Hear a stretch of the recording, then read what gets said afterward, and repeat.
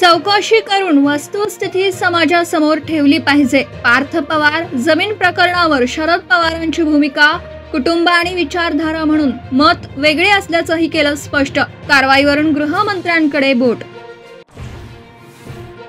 पार्थ पवार जमीन गैरव्यवहार प्रकरणी कुणालाही वाचवण्याचा प्रयत्न नाही. चौकशीनंतर गरज असल्यास गुन्हा दाखल करू, मुख्यमंत्री देवेंद्र फडणवीसांची ग्वाही. पुण्यातील जमीन गैरव्यवहार प्रकरणी पार्थ पवारांना दणका. व्यवहार रद्द करण्यासाठी 21 कोटीऐवजी 42 कोटींची स्टॅम्प ड्युटी भरावी लागणार.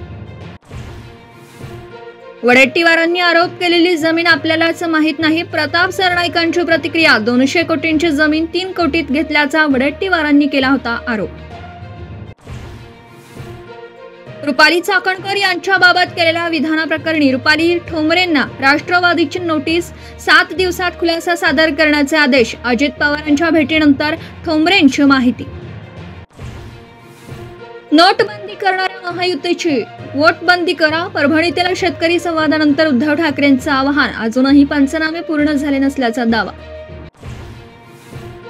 कणकवली शिंदेची शिवसेना ठाकरेंच्या शिवसेनेसोबत युती करणार अशी चर्चा. मात्र ही युती झाल्यास शिवसेनेशी संबंध तोडू, भाजपच्या नारायण राणेंचा इशारा.